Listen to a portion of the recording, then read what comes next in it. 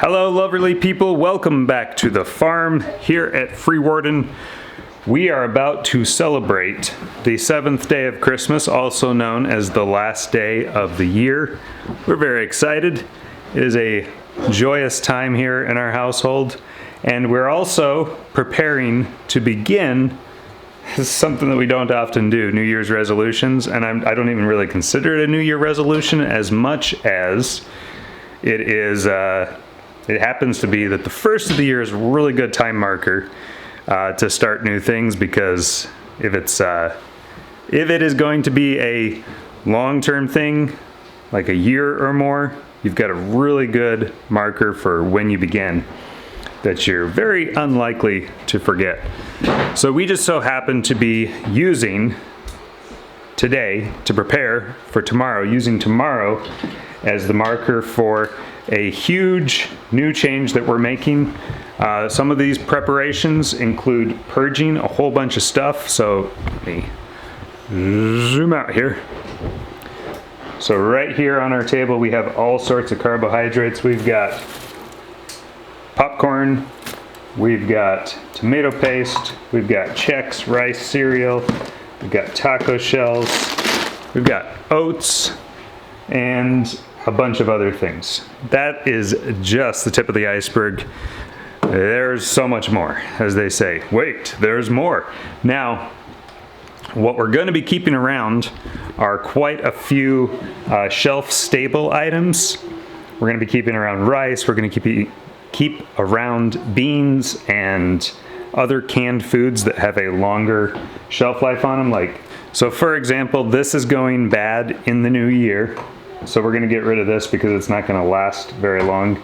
We're not really wasting things. What we're going to be doing is keeping around a lot of shelf-stable, basically consider it survival foods, so that in the case of a unforeseen situation arising where we can't get food, where we're somehow running out of food, which I can't think of a time I can't imagine how that would happen. But we're going to be keeping some things around, but we're going to be getting rid of a whole bunch of things, especially the things that are really just a little too easy to pick up and grab.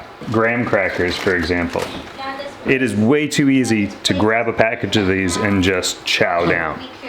You have to be a lot more intentioned when it comes to preparing food the way that we're going to be preparing food for ourselves to eat over the next year.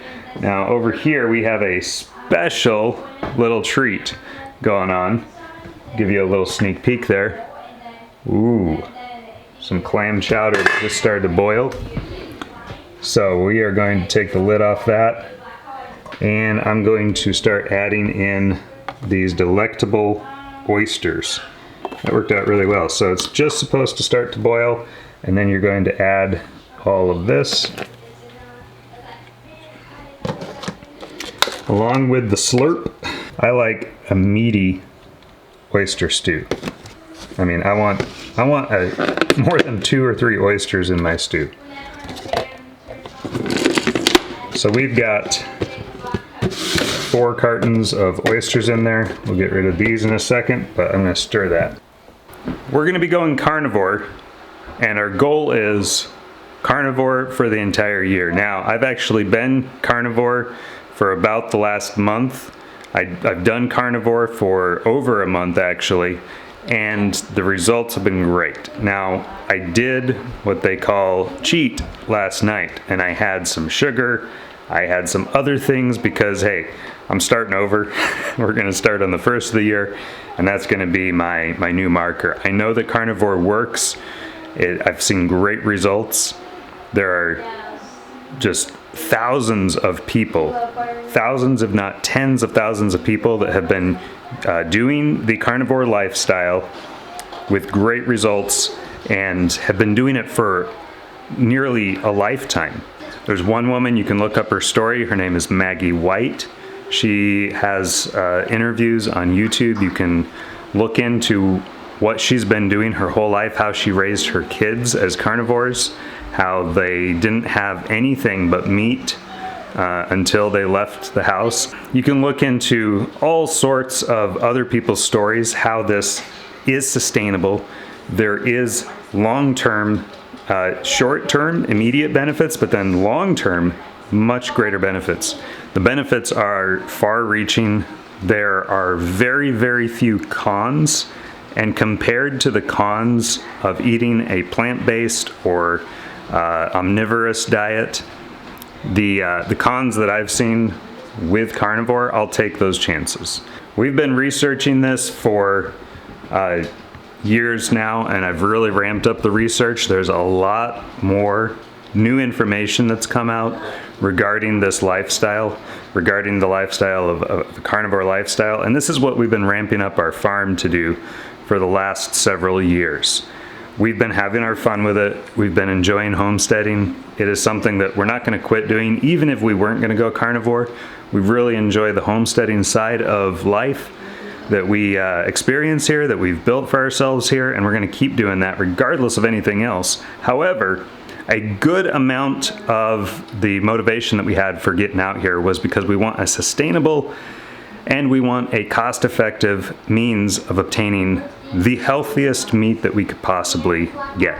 That is why we're throwing away, not really throwing away a whole bunch of food. We'll actually take it out to the pigs today because they're a little low on feed, I noticed yesterday. So we're gonna be taking a whole big smorgasbord, a bucket of all sorts of things that are left over that we're not gonna be eating out to the pigs. We've given away a whole bunch of food and treats and snacks and stuff like that that we didn't want to necessarily go to waste. But fear not, nothing's going to waste here because the pigs are getting what we're not gonna eat. The meal that we're preparing this morning is a fantastic oyster stew, a traditional feast that we have around Christmas time or New Year's.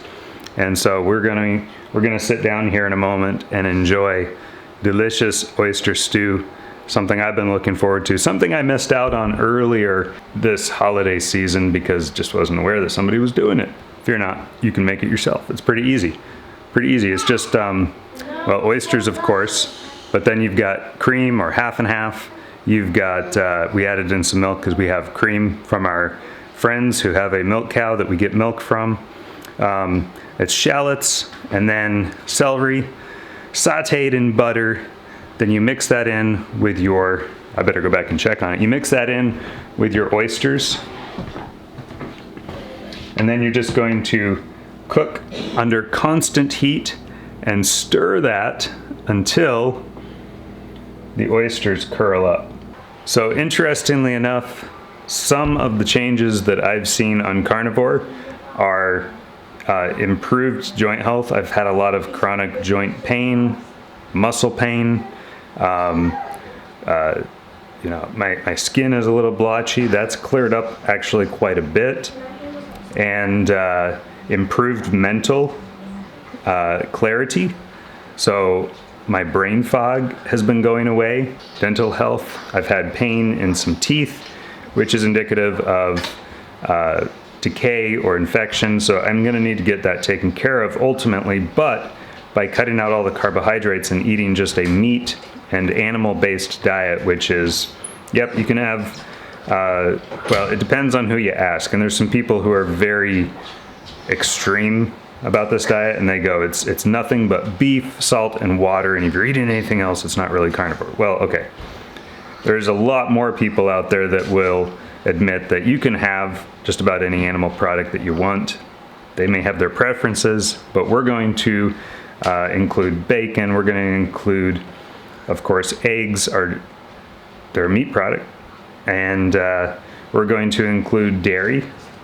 We may cut that out in the future, but for now, dairy is a large part of our diet, and I don't know that we have sensitivities to it like some people do. Plus, we drink raw milk, which has all the enzymes in it, and it has undenatured proteins in it, which means our body is going to be able to process it a lot better. We're going to include minerals and electrolytes. Those are absolutely necessary because of a lot of the farming and ranching practices around the U.S. You're just not, even on our farm, you know, we live in an area that is depleted of its minerals, and so the animals that we're eating just don't have enough minerals in them. Even though we supplement minerals, we need to add minerals into our diet. So we're going to be getting some plain, unflavored, and sugar-free, just basically doesn't have any sweetener in it, mineral or electrolyte drops to add to our water. And other than that, it's just going to be meat and animal products. Oh, I mentioned my teeth. Once I started eating just the plant, once I started eating just the carnivore diet, all my teeth pain went away. All of it. Like, they even became less sensitive. Just by cutting out plants, just by cutting out carbohydrates, just by going to a meat and dairy diet, the animal-based carnivore diet, all that pain, everything went away. So we're all going to get the chance to experience ketogenic living in ketosis, and getting some ridiculously bioavailable proteins and fats into our system, and just seeing what our bodies can do with that. So I'm ready for healing. I'm ready for health. We want to feel better.